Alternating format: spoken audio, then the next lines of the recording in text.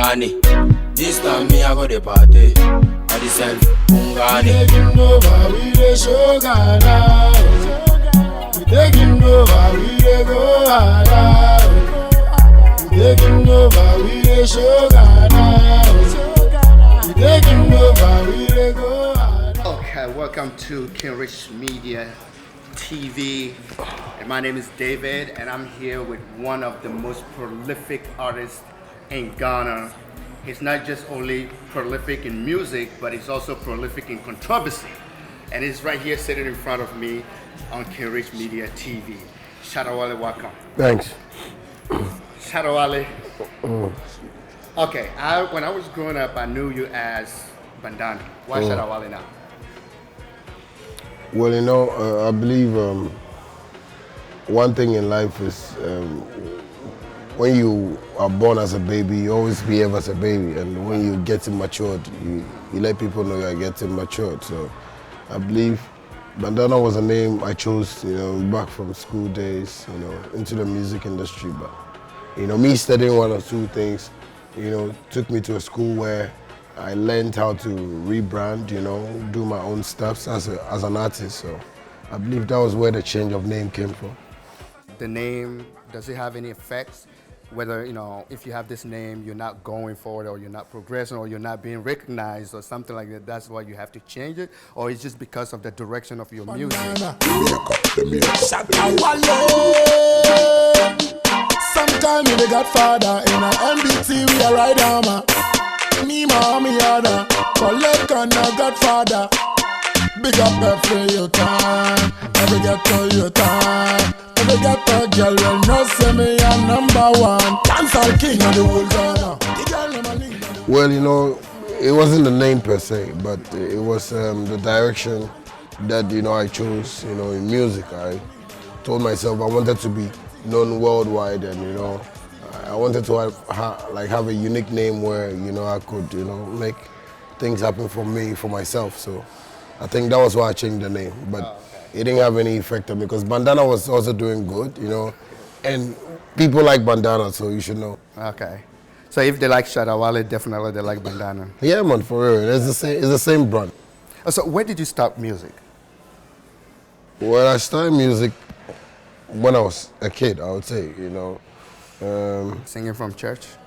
Yeah, not really. I didn't sing in church though, but my mom used to sing in the church. But I always, you know, try and create some allo songs sometimes when I'm home, you know, when I was a kid. You know, so I think my first song that I really sang, you know, in my life was a gospel.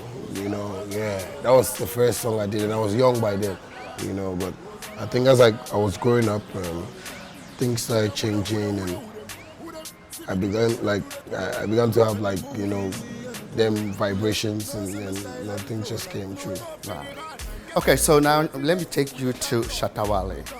The Shatta Wale, where did you get it from? Like, you know, and what does it mean to your fans? Because so many fans still up to date, they don't understand or they don't know the meaning of it. Shatta Wale, me say,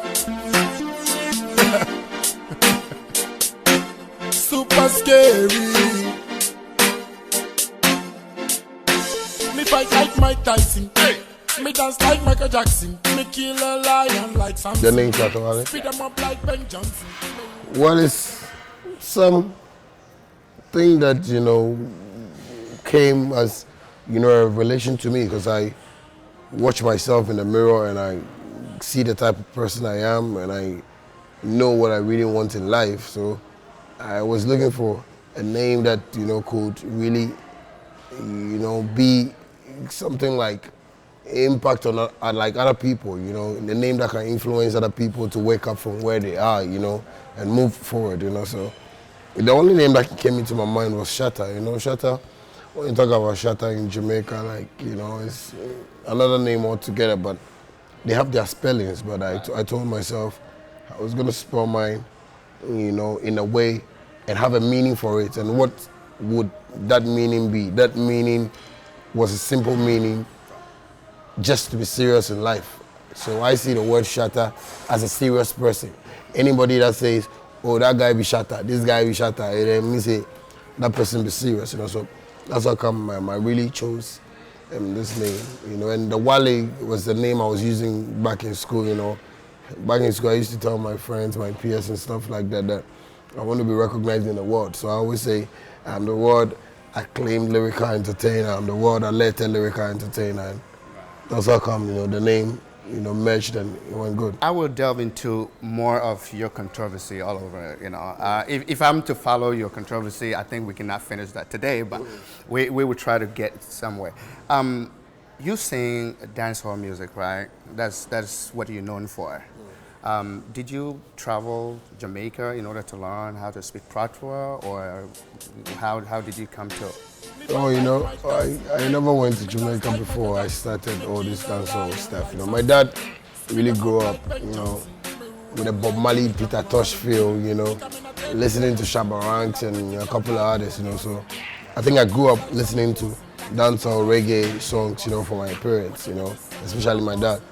Before, you know, I knew these cousins from London, where I have, you know, part of my family, who came down and their parents were Jamaicans. You know, my auntie actually gave birth with a Jamaican man, you know, so like 2 different men. So the 2 of them like are Jamaicans, and that's how come, you know, I started learning from them. So actually they were, you know, more into the patois thing, and, you know, it just came to me. Okay, I'll come back to that when the next question comes.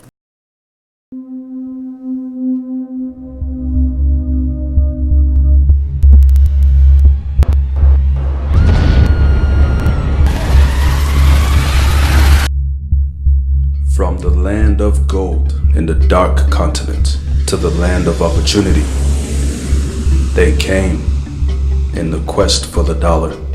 They are the survivors. Listen up. Unless, and I repeat, unless the baby decide to give the goodies the same night, even that time, it got to be special. It has to be special. Now say amen. First of all, she's the one that texted me first. Helping a friend out is not wrong. When it comes at the expense of your education, it's not just wrong, son. It is a crime. What kind of friend are you, Tonto? You have the gun, come on. Shit. Fio. How dare you sucker punch my Tonto is more than just my roommate. He's a dear friend of mine. We go back many years. Alright? Now, I can tell you don't want to talk about it, and if not, that's fine. Honestly, it's not even like that. Then why are you tripping? I'm not. It was just... But as you know, I got to get my cut off top. But 2 G's a week, and you can't miss any payments. You know your parents don't even like me anyway. Wait a minute. You ungrateful prick. I've disrespected my parents and even betrayed my sister because of your crazy behind. And you know it. I mean, that ain't my fault. The wind is picking up. I gotta go. Where you going? I'm not done. Get back here. Who are you talking to like that? I'm not your wife.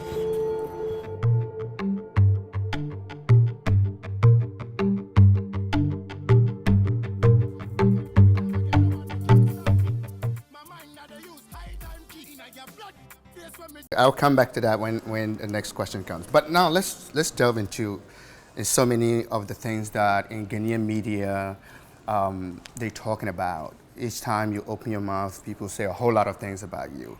But what I realize is that sometimes you talk very bad about either your fellow musicians and stuff like that. In this instance, do you think it helps you build your image, or do you think you are better than them, or is there something that helps you keep on going, you know, musically? Well, you know, we are living in a world where truth is so hard to find. You know, if truth is still in the Afghanistan forest or, you know, the Dodoa forest, we are still looking for truth.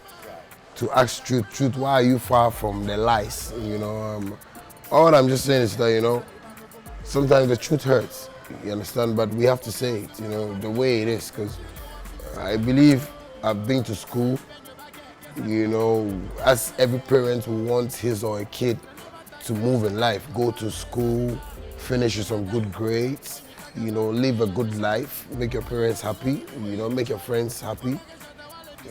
But we don't see that when it comes to Ghana music. You know, it's been taken as a joke for years. It's been taken as, you know, just some normal people just trying to sing and play their live band, you know. And it has affected most of our old musicians up to the new generation. But we, when I say we, the Shatta movement want to make sure that we change this whole mentality that, oh, yeah, musicians are not supposed to get rich, they are supposed to know. We see the Jay-Z's, we see the Lil Wayne's, we see the, you know, Pop Daddy, Beyonce's and stuff like that. Our female artists are not making money. You know, so sometimes when I say stuff and it comes out to public, I know people don't really, and the media also know how to, you know, use means to, you know, sell their stuff. So I understand. I'm a game boy. I like to play games, you know, so sometimes when I read it online, it doesn't affect me too much, but I feel, hey, I'll still keep talking till, you know, I think things change, because I do things and I feel they are positive. Maybe people feel the way I react to it. Yes, I will react to it when it's serious. You know, I wouldn't see anything, maybe fire burning somebody and I'll go like, are you okay? You know, I can't talk like that. Are you okay? Come on, let's get him out of the fight. Because, yeah, we have to get that fire, you know, that thing out, you know. So it's just like that. That's why the media writes us about me. But you know, because people are saying that, I mean, at least you could be nice, you know. And I think 2 days ago, actually, I read something on the internet and it talks about SHATA WALE, or they compare you to Donald Trump of American, you know, our president, American president. You know, whatever just comes out of your mouth, you say it, and you say as it is. But don't you think it would be nice somehow to put it in a way that was, you know, you put your point across, but not really necessarily hurting somebody's feelings? Well, I like the way you said about, or talked about Donald Trump right now, you know, because, you see, I feel people like Donald Trump will say it the way they have to say it, because it has been formalized from 1940-something till now. Anytime things has to be done, like, you know, somebody wants his polish, write a letter, go to take it, proceed here, and maybe he has seen that, no, this thing have to stop, you know. So he say it the way it is. For instance, me, I feel Ghana musicians have been like used too much and abused. Let me put it that way, because one, you are not getting your royalties paid. Sometimes you see musicians say they're going on strike, and you know they go on strike and blah blah blah, and the strike even comes from some few people in Ghana, just some few musicians, you know, because they know maybe their mentality towards what they're doing. They go and they give them small money and they stop, and another time, you know, they play show, they don't pay artists are cool, they don't want to talk, you know. We are living in an industry whereby artists are paying DJs to get money and become superstars than the artists themselves. We are living in an industry whereby you see an artist in a line, you know, in front of a club, and the DJ comes to pass with his bodyguards. Right. You see, we are living a life in Ghana where you see DJs living in mansions, artists are living in compound houses. You know, and ask, where are these people getting their money from? Right. Yeah, even if you are getting paid at a radio station, me, the artist, I play shows, I travel, I go around the world, you understand me? But it's because we have not been awakened like by someone that, hey, no, this is how this work goes like. This is how this work goes like. We see the likes of P Square and we go like, wow. They know what they are doing, because music has been business for some people, and that's why we can watch somebody like Michael Jackson today and say, yes, they really brought him up well. You understand me? I believe that education needs to go to, you know, our industry, because people are trying to keep we musicians away from where we have to eat, and that's where we need to eat. You know, sometimes when we sit down and we talk about stuff like this in the industry, I know people don't really like it, but I would always talk about it because it's very important.